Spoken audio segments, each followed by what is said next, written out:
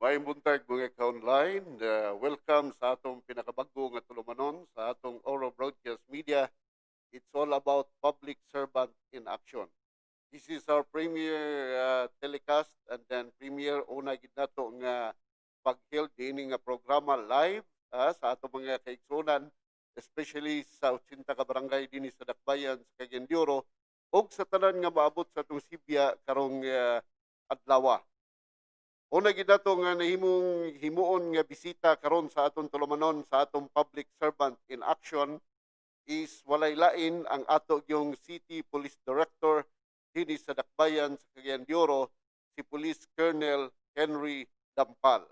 Ato siya nga mahinabi karon sa pagpangutana kaniya kung unsa gyud ang mga gihimo nga aksyon sa atong kagamhanan imo sab sa atong Cagayan de Oro City Police Office kalabot na sa pagpakgang sa krimen, ilabi na gayon sa pagmintinar niini o sa atong aksyon sa atong kapulisan sa Cagayan de Oro City Police Office kalabot na sa atong pagkontra karon sa COVID-19. Karon dinhi sa atong kiliran ang atong City Police Director ato gid siya og siya ang atong bisita karon sa atong pinakauna nga programa sa Public Servant and Action. Direktor, mayong buntag kanimo. May buntag Sir Lito ug may buntag po sa atong magigsunan nga nagasunod aning programa ug congratulations for having this kind of program na para makapaabot po ang mga mensahe ug mga programa ug matakil ang mga issues pertaining to public service. Okay. Atong unang pangutana kanimo, Colonel, is kumusta ang atong City, Cagayan de Oro City Police Office, kalabot na yun sa atong mga himo nga lakang sa pagpatuman sa balaod, particularly ni COVID-19 na to. Well, ang Cagayan de Oro City Police Office nagapadayon no sa pag-abag sa atong lokal nga panggamhanan, especially sa aning atong fight against COVID-19. Ug atong madumduman since March when this COVID started na dagan mga measures na being adopted. Isa ang atong kapulisan no ang kukpo nga niabag sa atong lokal nga paggamhanan ug sa national nga paggamhanan sa pag-implementar sa mga minimum health standards no nga of which atong gituhuan nga para mapakgang ug ma-minimize ang pag nining COVID-19 virus. Sa atong gihimo sa atong kapulisan karon dinhi sa Kukpo, permi ba nimo gipahimangno ngadto sa atong mga kapulisan tungod kay sayod ta nga this is all about virus and then ang atong pagpatuman sa mga balaodnon nga nakalapit ani yun sa nato pagkandol ang atong mga kapulisan. Uh, Una, ang atong response aning COVID-19, una ako lang ako isa-isa ang atong mga responses. Dayon isip just as we receive a directive from the higher headquarters, especially kining task force COVID Shield. So gani man doon na may other law enforcement agencies like involved ani ang Bureau of Fire, we have also the Army, we have also the Coast Guard, ug ang PNP nga ato gid yung secure kining ato mga border controls and we set up nag-set up ta og quarantine control checkpoints. So here in Cagayan de Oro we have five control checkpoints. We have one in kining co-located with the Opol Police Station kining sa Opol ato manotice nga doon natay QC PSD Atbang boundary. So ni-move lang ta diha because mas ma-plaster man nato kung dinhi ta mosibog after sa tulay, and this is based also on the arrangement and directive from the higher headquarters from the regional office. So we have also one in Mambuaya, may QCP po diha, then we have also one in Indahag, Upper Puerto, and one also in Bugo. So isa ni nga mga major checkpoints nato aside from other checkpoints, random checkpoints that being conducted by our police stations, just to ensure that all our constituents to comply with these minimum health standards. And aside from this, doon na po tayo ginahimo nga kuno na doon na tayo gihimo nga daily na rekorida no inyo sa kumbantayan sa pag-start gid sa atong COVID ang atong mga kapulisan gatuyok po no ga rekorida with other with the city hall and with other law enforcement agencies. Gatuyok kita just to appraise and to inform the public no about the danger of this virus kung unsa po to mga minimum health standards na that they will be reminded. And then doon ay series pod nga mga meetings ginahimo, conferences with the COVID Shield. In fact, we've been very active and coordinate kita and we collaborated with the local government units sa mga actions no. Ug aside ana, doon na po tayo doon na tayo mga teams no. Our personnel also involved with the business compliance subcluster. So this is being headed by the RCB of the City Hall. Mao ni siya ang nag-regulate ani mga business permits, but we also have augmented our personnel. Initially there were 5 teams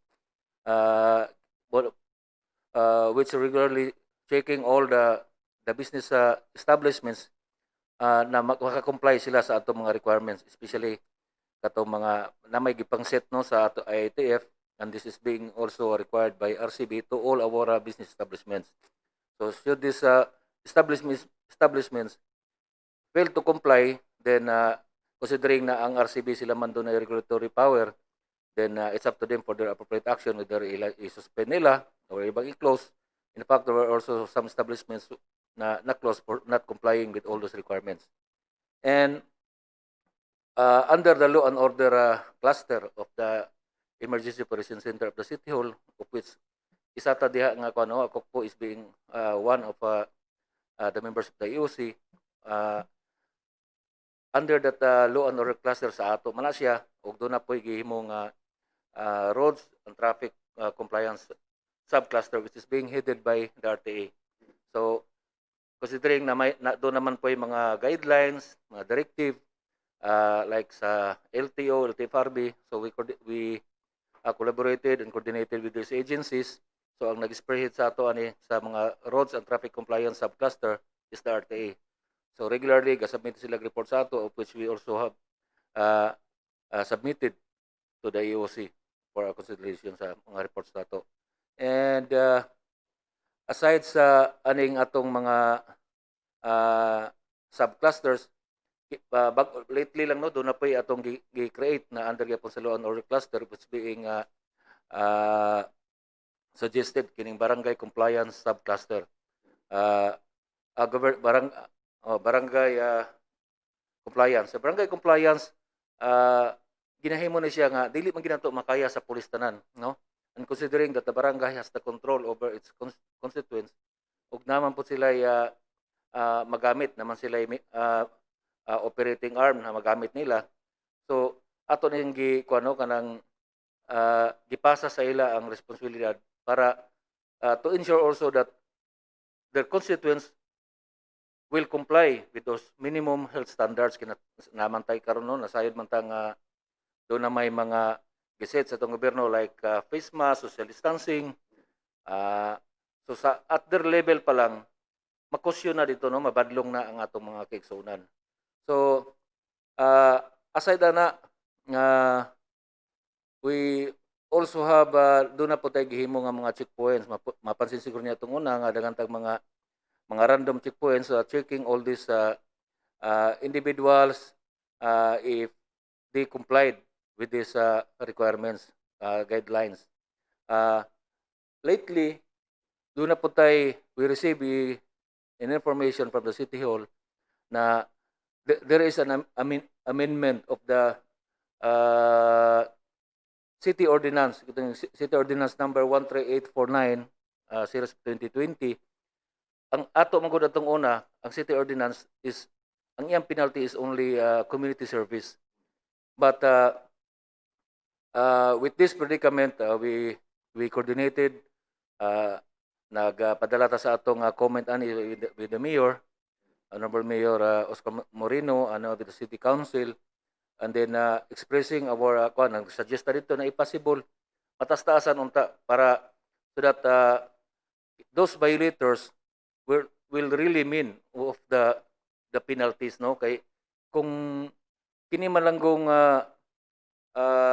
community service magdali ra kayo sa ila, no, kaya kayahon lang. So we're informed that there is now in ordinance an amendment 13946 series of 2020 which penalize those violators, no, for not wearing face mask, social distancing, uh, and other minimum health standards. They will be penalized of a 2,000 pesos fine. And if ever those violators fail to settle it within 2 days, then they will be in prison for 15 days. So, pwede sila nga makakuan sila, not less than 15 days, pwede sila masumbungan.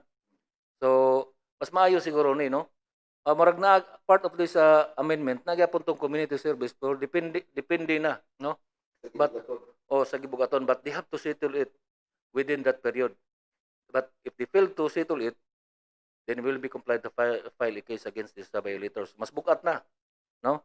So mapasalamat na, it's a welcome development sa in our implementation of city ordinance kay tinabangay magini karon.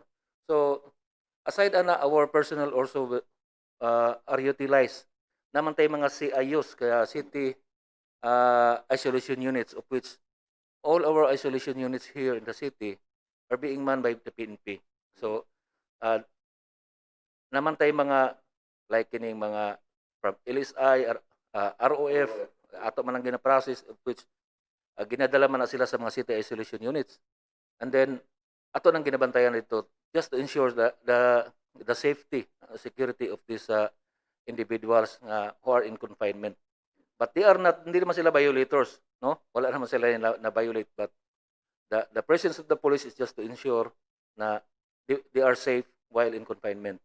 So, napunta yung mga containment areas. Madumduman na to, Sir Lit, when we had the first local transmission na noted here in Cagayan de Oro, ato ning gitabangan with the city health, with the CDR, and with the barangay, og doon ay, and of course with approval of the city mayor, doon na tayo gihimo nga focus containment in Pinikita. That was the first local transmission na noted in Cagayan de Oro. Since then, we're able to contain, no? Maayo kayo ang ang atong response, especially for those reported local transmission, that the government is in control, no, above the situation, considering na doon naman gisistema. So we have contained daghan na more than 20 na ni all in all, but so far maayo ang pagka-manage because of this very collaborative efforts, concerted efforts of different agencies like the CHO, the CDR, kining the barangay, the police. So you may notice na tanan ng mga containment areas nato natay mga pulis nga gabantay just to ensure na walay mag-violate. So those are those things na atong ginahimo. And then we may notice also for the past months daghang kitag mga distributions of goods, like atong mga SAPO, distribution of assistance from the government, of which all our personnel were utilized. In fact, there was one time na doon na tayo distribution of SAP that we mobilize more than 300 personnel, no? Daily na siya nga kuan. So those are those activities na ang atong kapulisan sa Kukpo on board, no, and been very supportive to all the activities related to COVID. So ang Kukpo karon dili po siya normal ang iyang ano, kay aside from this COVID responses, na-complicate ang among trabaho kay itong una naraka diri sa enforcement, but kadako because it requires personnel, and most of our personnel dito nangakuha sa aning mga kuan, aning atong mga activities sa COVID. But of which we are very happy na naging part po mi ani, na nakasupport po mi sa aning programa sa atong gobyerno to fight against this COVID. And then But despite of these activities, no, nakita nato nga loaded ta karon, and yet nagpadayon gyapon ang atong ah, regular na pagsunod sa atong mandate, no, kining atong pag ah, sa law enforcement sa part, no. In fact, gapadayon gyapon atong ang ah, atong operation against sa illegal drugs, no. In fact, ang Cagayan de Oro number one, no, sa region wide as to operations and operations of illegal drugs. Gani man atong mayaging bulan, we've been awarded, no. Uh, we received a special award from the regional office recognizing uh, our accomplishments on illegal drugs. Ug ubay-ubay ato nadakpan, and also in other operations, enforcement of laws, nagpadayon dayon gyapon nga untap sa atong mga regular nga ginahimo, no, sa aning especially aning mga COVID responses. Dili balik sir sa atong ipabutang ng mga checkpoints sa atong entrance ug exit sa Cagayan de Oro. Unsa nga suporta ang atong nahatag ngadto sa atong yung mga sakop na to, sakop kung nagabantay sa mga checkpoints? Suporta, daghan man nga supports, no.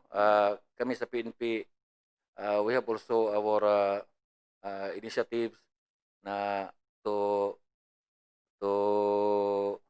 provide sa mga panginahanglanon po sa itong mga personnel. And we are also grateful that the local government unit of Cagayan de Oro City naging very supportive po sa atong mga personnel. So in terms of we have PPEs, no, naman tayo mga PPEs, very basic man gining atong mga requirements sa pag-set up sa aning atong QCPs ug kining atong mga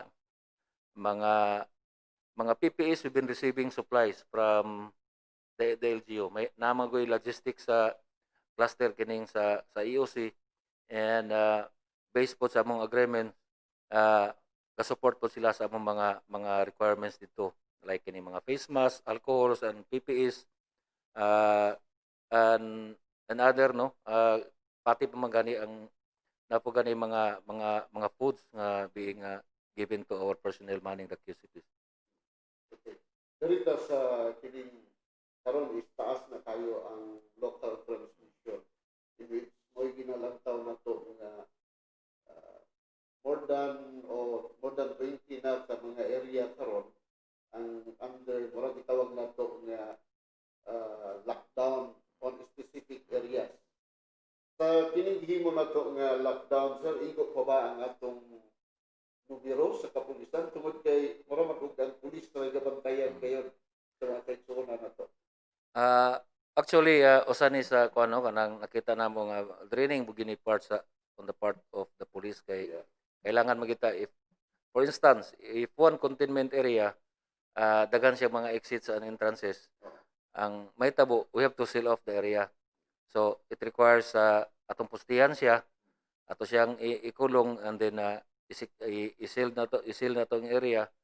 So kailangan tag manpower, but considering na ubay-ubay na pod ang containment areas nato, atong ginahimo nag-strategize ta ani, no. So we coordinated closely with the barangays na po tayo mga tanod na pay mga volunteers, so para po dili na ma-exhaust ang atong mga personnel. So I instructed our operation na to look into this para nga magpadayon gyapon ang atong pagman sa mga contained areas.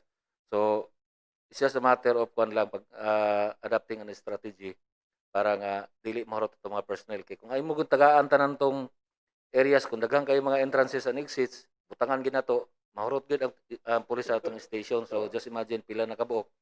But right now, I think mga pila ra man ato kay after 14 days mag-lift up naman ang kuan. So wala, though we have more than 20 contained areas, pero ang active na ato gamay man lang, kay ga-lifted man ang mga areas since we start with this containment. Let us be specific. Ang atong mga kapulisan is na train now how to handle this kind of lahi man ang atong kumbati against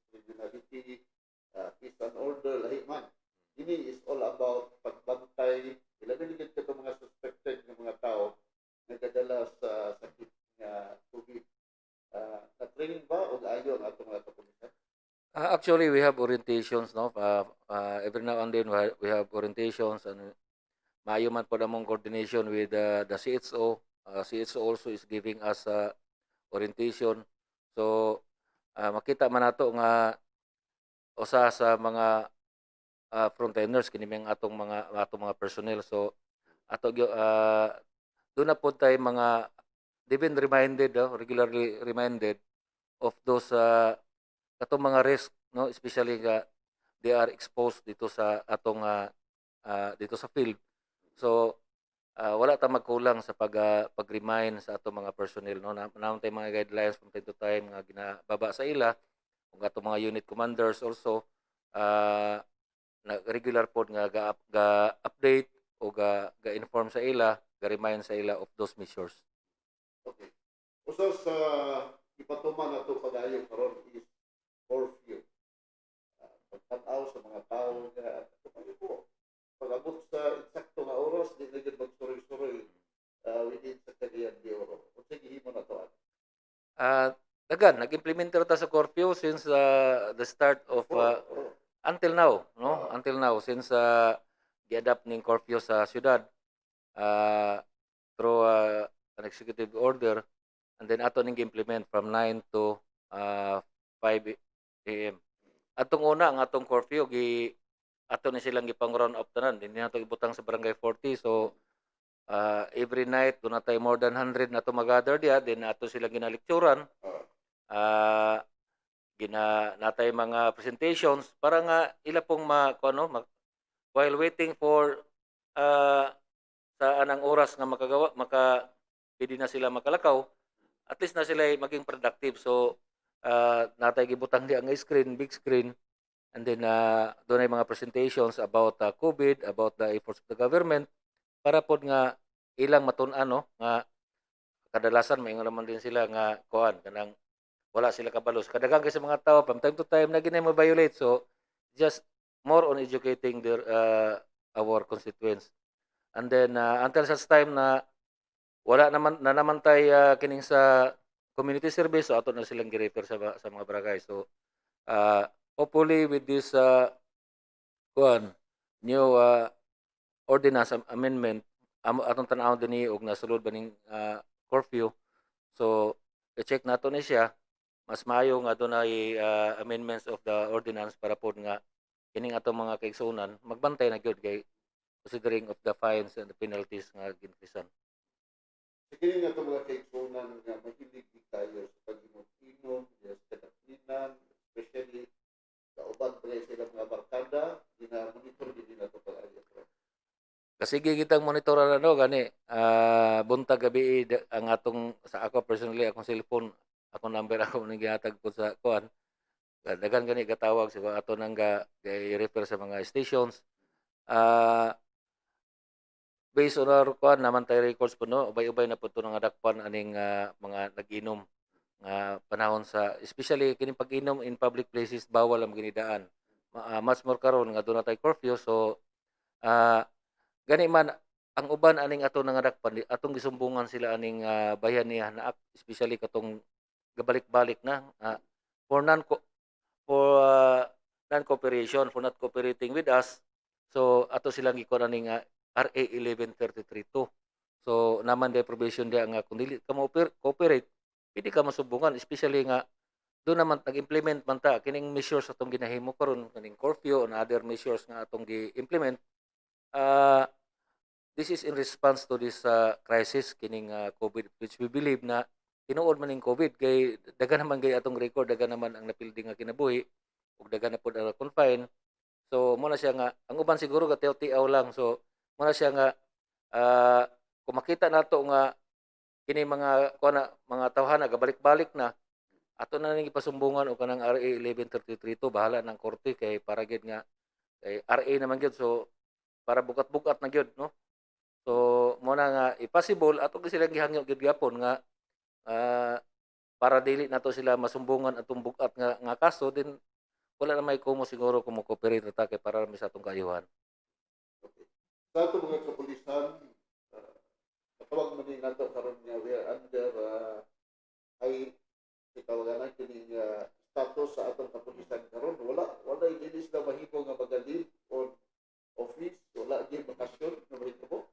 actually wa kita bakasyon karon except sa atong mga emergency lang no like sick leave, atong maternity leave ug pero katulang mga mandatory leave namo ana other leaves nga dili ra siya kaayo importante wala to nato na-avail karon no tungod kay napamantaan ning nature sa kuan status nga gi-require gid ang atong presensya. So nakasabot ta nga ang atong kapulisan na atong mga personnel kuan po ni sila no kanang medyo kuan na exhausted na but we are being trained for this ug maani ra pud nga paagi nga makatabang pud ta sa drive sa atong mga gamhanan sa fight against this virus. So siguro ila po ni nasabtan so ato man ning nakita but dili man lang ang kukpo kun dili ah, ang tibuok man no sa kuan ang tibuok man nga pwersa sa atong kapulisan nationwide nga in this status. Sa atong lantaw, kini karon nga murag ang atong action tanan is clearly related sa COVID-19. Sa atong rate sa sa mga krimen nga nakita sa atong syudad karon sa saka ba o sa kanaog tungod aning tugtangan na ito pagpantay sa komunidad. Sa atong record last year compared karon doon nagipagkunhod no but just lately atong nag-adapt na tag new normal naginahinay na pud ang ang krimen pero dili man siya alarming no. So doon nagay diferensya considering na controlled man gud ang mga tao. Labi na tong dunay katong wa gid gialaw ang mga tao nga manggawas. So dako gyud kayong kalainan no ang diferensya sa atong crime volume. So far ang atong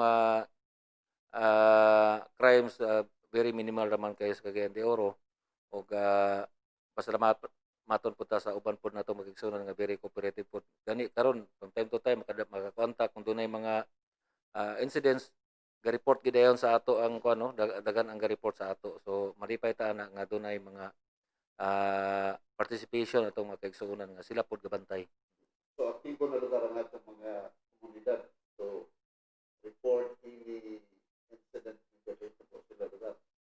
Kana ang atong napansin no daghan tag mga reports nga nadawat nga usa na siya kibaling timaylan nga ang atong mga kaigsuonan nga they're concerned with their surroundings naman di ba dili lang na nga kita ato lang kaugaling atong bantayan but mas maayo pod nga pati ang atong komunidad ang atong mga silingan ato pong i-cover kay makabalos po na sila no kung dili man sa tanan nga panahon nga naata diya mga kita doon na po yung mga panahon nga ang imo mga silingan mo pa mo bantay sa imo so maayo na siya nga timaylan nga kung dunay mga pagtinabangay then madali lang masulbad ang mga problema. Uso sa mga activities nga kita nato nga kanabang muhimo gid sila sa ilang kinawat-kawat nga aktibidades kining sabog-sabog. Closely monitor ba nato ang tanang barangay with this Oo. activity? Sabong daghan na kitang nadakpan ng sabong no gani usay maka-receive tag mga reports nga maingon sila nga wala action but actually based on our records ubay-ubay na ginato nadakpan sa aning sabong mga pila na dili lang na gatos ng ato nadakpan siguro pila na nakabuok since the start of this pandemic so bisan pa man gani og walay pandemic walay covid ato maginang gidakop kung walay mga sakto nga mga permits kay doon naman tayo mga kakpitarinas but karon totally suspended man wala na may mga derby atong mga kuan karon kay tungod aning pandemic so gasigitang gukod ana abutas kabukiran nasa ilalom sa tulay ilalom kuan namagi ato mga kaigsuonan pod nga naagid sila ilag yung kalipay ni nga mao nga dula no pero ibutang unta sa lugar pod especially nga ang atong gobyerno gadili magid ani no labi na kay kining pagtapok-tapok nasayod ta atong miaging mga bulan ganit na putoy insidente nga atong nadunggan no sa lain nga lugar nga tungod gyapon aning sabong so gidili gining sabong so padayon ang atong paggukod aning atong makigsuonan nga dili ka patuo o gahimo nga kawat-kawat nga pagdula aning sabong. In the recent days during the dagko nga fiesta nga gipahigayon din sa bayan sa Cagayan de Oro but dunay bagong ordinansa nga daingon na ginadili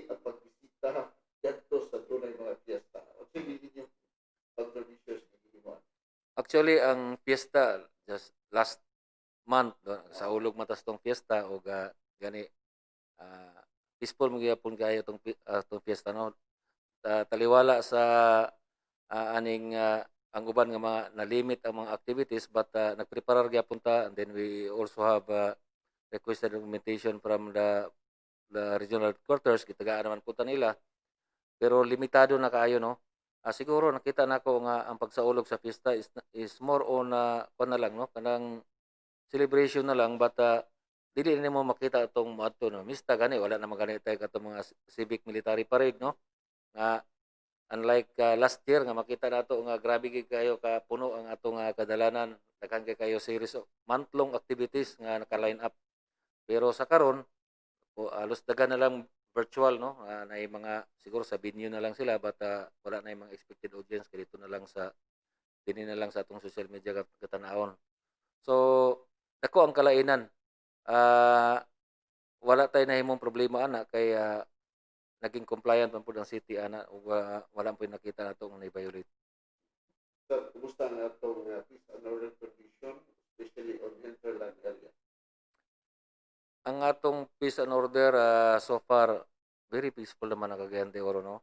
Kaloy sa Ginoo until now we've been enjoying no sa kahusay ug kalinaw sa Cagayan de Oro. Ah as to hinterland wala na may problema except that na mga sightings dinhi sa atong boundary no. Kay tri-boundaries man ta dinhi sa part ng Iligan ug dinhi sa Talakag ug dinhi sa atong Bisigan na mga sightings nga pipila ang atong kaigsuonan. But ah atong miagi lang last week no tunatay nag-surrender nga duha nga New People's Army member. So nalipay ta ana kato ganing isa is taas-taas gito siya og rangko no dili dinhi sa ato operate sa lain area operate. So this is a sign nga atong lisod ang ilang kabutang dito sa bukid ug naay tay mga kaigsuonan nga nakagmata po no nga maayo kayo ang offer sa gobyerno kining atong kung mo-surrender ta no magbalik loob ta sa gobyerno kay daghan kayong programa mga privileges nga gi-offer sa gobyerno just to para pod ato kining atong magigsuonan nga gikan sa ah, dito sa lain nga duliya mobalik sa ato no mobalik diha sa sabakan sa gobyerno so nakita nato nga ang government is very sincere gyud kaayo no so atong panawagan nga for those nga gusto mo avail o gusto mo balik sa sabakan sa atong gobyerno anda mo tagana no ang atong buhatan ang Philippine Army we have also equipped ah, sa dinhi sa lokal nga mag-process sa mao nga mga desire nila kung should they wish to kuan mabalik sila no open arms ang gobyerno nga anda mo tagana nga moagak pod sa ila para maibalik sila di sa atong susidad. Ang Kukpo is open usab nga makikistorya na nila. Kung panangitan doon na mo paagi sa inyo. Actually ubay-ubay na po sa ato no since last year pila na po kabuk ang nag-surrender sa ato. So willing gid mi kayo anytime we've been stretching our arms no open arms agad ang malipay gid mi kayo nga mahimo po ming instrumento nga sa ilang pagbalik sa dinhi sa gobyerno so anytime ato silang dawaton ug atong i-facilitate para pod ilang ma-avail ang mga pribilehiyo nga ihatag sa gobyerno sa ila. Kining pipila ka mga bulan nga abnormal gyud ang atong operasyon. Unsay mga dagko nga mga accomplishment ang nahimo nato sa ministry? Daga man no regular man ang atong dili lang nako ma-enumerate but daghan man tag mga activities no in support to COVID doon na po tay mga activities like kining paghatag og mga food assistance sa atong mga kaigsuonan so malipayon ta nga doon na po yung mga ah, grupo no mga dinhi sa Cagayan de Oro nga doon na po dagko og kuan no dunay gibugaton og dunay kasing-kasing sa paghatag so unsa to nga bulan nga dito ta sa mga kabukiran naghatag ta more than 1,000 na 5 kilo rice to nga atong ihatag sa kabukiran from in different barangays no na mga selected barangays nga atong gitan-aw daan atong ipantagaan So pasalamaton ta ana. So ubay-ubay pod nga mga occasions nga instances nga nakipartner ta sa uban nga mga kaigsuonan nato nga naghatag po nag-reach out through giving sa aning mga less fortunate individuals nato sa around the city. And as to accomplishments, dili siguro di na nako ma-enumerate ang mga accomplishments, but siguro I am happy to inform you and the public, no, last month we've been given awards, no, daghan kay awards na dawat ang Kukpo sa both in national and din sa regional level. So ubay-ubay ang mga atong nadawat nga mga recognitions. Kini pod usa ni siya nga timahilan nga that your local police have been doing its best, no, nga nagtrabaho siya ug kining recognitions dili na nato ni pangayoon. So makita man nila ni sa dito sa high headquarters o kinsa po tong angayan tagaan, no. So malipay ta nga ang atong ang paningkamot, no, sa pagbudlay sa mga personnel sa Kukpo uban sa suporta sa mga kaigsuonan sa katawan sa Cagayan de Oro sa lokal nga pagamanan nagbunga, no, kay na-recognize man pud ta both sa national ug sa regional level. So dito sa last part, unsay imong mga mensahe ngadto sa atong mga kaigsuonan nga magpabilin gyapon nga makalmahon bisan pa man sa kalisod nga atong gisagubang karong mga panahon. Mensahe ato lang ipaabot gihapon sa atong mga kaigsuonan nga dili kita malimot di ta malimot sa pag-ampo, no. Kining virus nga atong giatubang karon ngilngig kini siya nga virus ug dili lang kita ang nagsuffer kundi the whole world nagsuffer ani nga virus. So dili ta mawad-an sa paglaom, no, nga mulabay ra gihapon ni siya. Then akong gihangyo pod atong giawga atong magigsunan nga mosunod, no, mo comply sa aning mga minimum health standards nga giset sa atong pangagamhanan ug to submit sa mga initiative sa mga sa atong gobyerno. Siguro it will cause us discomfort and inconvenience sa kuan lang kanang sulod lamang sa hamubo lang nga panahon, dili man ni siya lifetime. So ang ato lang yung pagsabot o pag tinabangay, dili lang ni siya, it's not all about enforcement ug sa law enforcers kay kini para man sa atong tanan, no, nga kini nga responsibilidad dili lang ni sa gobyerno, dili lang sa amo nga kapulisan o sa uban nga other law enforcement agencies, kundi ato gini siya nga responsibilidad as citizen, no. Ato gini siya matag usa duna gi iyang responsibilidad, iyang obligasyon, he is duty bound to comply with all his requirements. Kung gusto ta nga maging safe ta din musunod ta kana yung obedience nato sa atong pangagamhanan sa mga initiative nga gilatid sa atong pangagamhanan para gid nga doon natay malikayan nato, no, ang pagkuyan na pa aning virus. Mo ni atong pinakauna gid nga concern karon. Ug so far ang Cagayan de Oro mapasalamaton ta sa atong labaw nga kahitasan nga until now, no, maayor gid kaayo gid ato man ang masinati kita being resident here in Cagayan de Oro ato ang makita nga ang kalinaw pod og kahapsay sa atong syudad, no. So pasalamaton ta na that God has continuously preserve the peace and order of our city, no, nga i-preserve gid niya. So bisan pag unsaon ato pagbantay po di man ta makapanginambong by our own, but kaampo kita nga i-preserbar lang kita and spare lang kita gikan sa mga kadaot. So kanala siguro ko mahatag nga mensahe sa atong kaigsuonan. Okay. So daghang salamat mga ka-online sa inyong pag-uban sa atong Pilmiro nga premier program sa atong public servant in action sa Oro Broadcast Media. Daghang salamat og maayong adlaw kaninyong tanan.